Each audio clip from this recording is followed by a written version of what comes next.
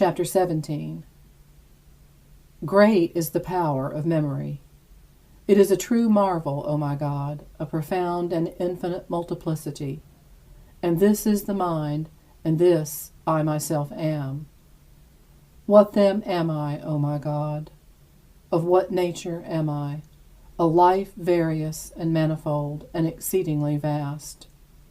Behold, in the numberless halls and caves, in the innumerable fields and dens and caverns of my memory, full without measure of numberless kinds of things, present there either through images as all bodies are, or present in the things themselves, as are our thoughts, or by some notion or observation, as our emotions are, which the memory retains even though the mind feels them no longer, as long as whatever is in the memory is also in the mind. Through all these I run and fly to and fro. I penetrate into them on this side, and that as far as I can, and yet there is nowhere any end. So great is the power of memory, so great the power of life in man whose life is mortal. What then shall I do, O thou my true life, my God? I will pass even beyond this power of mine that is called memory. I will pass beyond it, that I may come to thee, O lovely light. And what art thou saying to me? See, I soar by my mind toward thee, who remainest above me. I will also pass beyond this power of mine that is called memory, desiring to reach thee where thou canst be reached, and wishing to cleave to thee where it is possible to cleave to thee. For even beasts and birds possess memory, or else they could never find their lairs and nests again, nor display many other things they know and do by habit. Indeed, they could not even form their habits except by their memories. I will therefore pass even beyond memory, that I may reach him who has differentiated me from the four-footed beasts and the fowls of the air, by making me a wiser creature. Thus I will pass beyond memory. But where shall I find thee, who art the true good and the steadfast sweetness? But where shall I find thee? If I find thee without memory, then I shall have no memory of thee. And how could I find thee at all, if I do not remember thee? Chapter 18. For the woman who lost her small coin and searched for it with a light would never have found it unless she had remembered it. For when it was found, how could she have known whether it was the same coin if she had not remembered it? I remember having lost and found many things, and I have learned this from that experience, that when I was searching for any of them and asked, "Is this it? Is that it?" I answered no, until finally what I was seeking was shown to me. But if I had not remembered it, whatever it was, even though it was shown to me, I still would not have found it because I could not have recognized it. And this is the way it always is when we search for and find anything that is lost. Still, if anything is accidentally lost from sight, not from memory as a visible body might be, its image is retained within, and the thing is searched for until it is restored to sight. And when the thing is found, it is recognized by the image of it which is within. And we do not say that we have found what we have lost unless we can recognize it, and we cannot recognize it unless we remember it. But all the while the thing lost to the sight was retained in the memory. Chapter 19. But what happens when the memory itself loses something, as when we forget anything and try to recall it? Where finally do we search but in the memory itself? And there, if by chance one thing is offered for another, we refuse it until we meet with what we are looking for. And when we do, we recognize that this is it. But we could not do this unless we recognized it, nor could we have recognized it unless we remembered it. Yet we had indeed forgotten it. Perhaps the whole of it had not slipped out of our memory, but a part was retained, by which the other lost part was sought for, because the memory realized that it was not operating as smoothly as usual, and was being held up by the crippling of its habitual working. Hence, it demanded the restoration of what was lacking.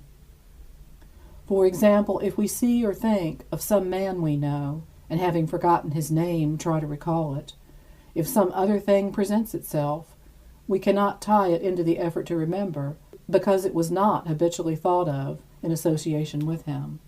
It is consequently rejected until something comes into the mind on which our knowledge can rightly rest as the familiar and sought-for object. And where does this name come back from, save from the memory itself? For even when we recognize it by another's reminding us of it, still it is from the memory that this comes. For we do not believe it as something new, but when we recall it, we admit that what was said was correct.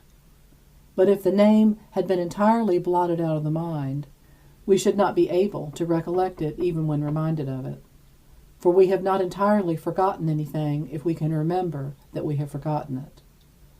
For a lost notion, one that we have entirely forgotten, we cannot even search for. Chapter 20. How then do I seek thee, O Lord? For when I seek thee, my God, I seek a happy life. I will seek thee that my soul may live. For my body lives by my soul, and my soul lives by thee. How then do I seek a happy life, since happiness is not mine till I can rightly say, it is enough, this is it. How do I seek it? It is by remembering as though I had forgotten it, and still knew that I had forgotten it. Do I seek it in longing to learn of it as though it were something unknown, which either I had never known or had so completely forgotten as not even to remember that I had forgotten it? Is not the happy life the thing that all desire? And is there anyone who does not desire it at all? But where would they have gotten the knowledge of it, that they should so desire it? Where have they seen it, that they should so love it? It is somehow true that we have it, but how, I do not know. There is indeed a sense in which when anyone has his desire, he is happy. And then there are some who are happy in hope. These are happy in an inferior degree to those who are actually happy.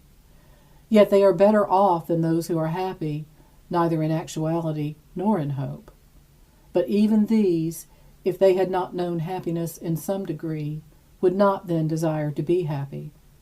And yet it is most certain that they do so desire. How they come to know happiness I cannot tell, but they have it by some kind of knowledge unknown to me, for I am very much in doubt as to whether it is in the memory.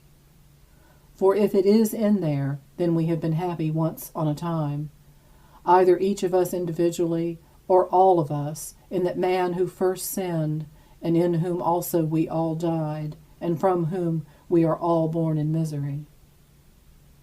How this is, I do not now ask, but I do ask whether the happy life is in the memory. For if we did not know it, we should not love it. We hear the name of it, and we all acknowledge that we desire the thing, for we are not delighted with the name only. For when a Greek hears it spoken in Latin, he does not feel delighted, for he does not know what has been spoken. But we are all delighted as he would be in turn if he heard it in Greek, because the thing itself is neither Greek nor Latin. This happiness which Greeks and Latins and men of all other tongues long so earnestly to obtain. It is then known to all, and if all could with one voice be asked whether they wish to be happy, there is no doubt they would all answer that they would. And this would not be possible unless the thing itself, which we name happiness, were held in the memory. Chapter 21. But is it the same kind of memory as one who, having seen Carthage, remembers it? No, for the happy life is not visible to the eye, since it is not a physical object. Is it the sort of memory we have for numbers? No, for the man who has these in his understanding does not keep striving to attain more. Now we know something about the happy life, and therefore we love it, but still we wish to go on striving for it, that we may be happy. Is the memory of happiness, then, something like the memory of eloquence? No, for although some, when they hear the term eloquence, call the thing to mind, even if they are not themselves eloquent, and further, There are many people who would like to be eloquent, from which it follows that they must know something about it. Nevertheless, these people have noticed through their senses that others are eloquent, and have been delighted to observe this, and long to be this way themselves. But they would not be delighted if it were not some interior knowledge, and they would not desire to be delighted unless they had been delighted. But as for a happy life, there is no physical perception by which we experience it in others. Do we remember happiness then as we remember joy? It may be so, for I remember my joy even when I am sad, just as I remember a happy life when I am miserable.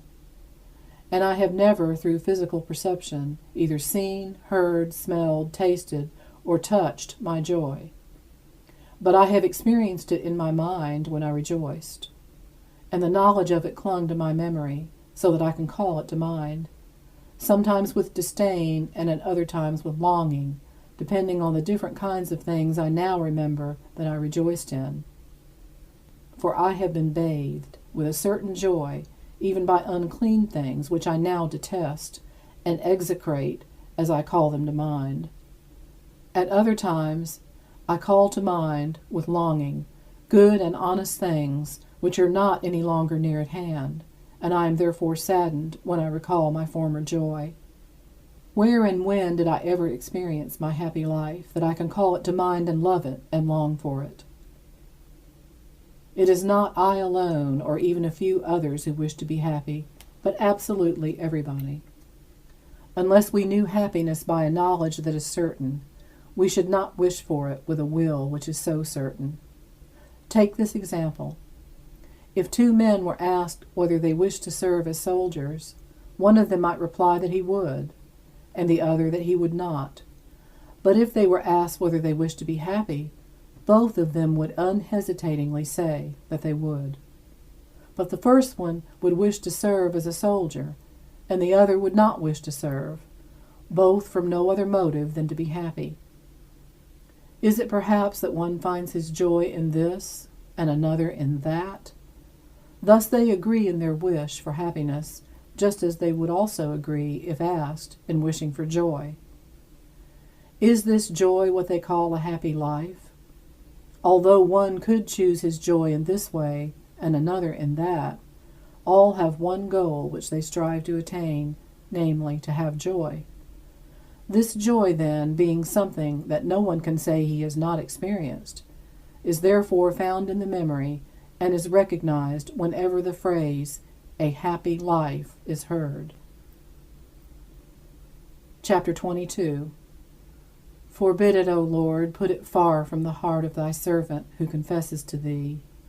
Far be it from me to think I am happy because of any and all the joy I have.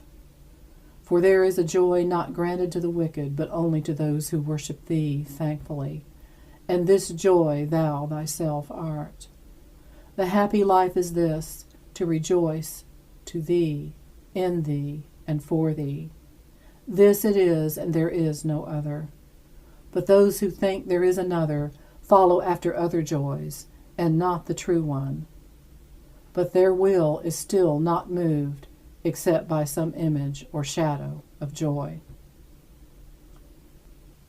End of Book 10, chapters 11 through 22 of the Confessions of St. Augustine. Read by Susan Stanley in Northwest Georgia. www.desertpilgrim.blogspot.com. Read on February the 14th, 2009.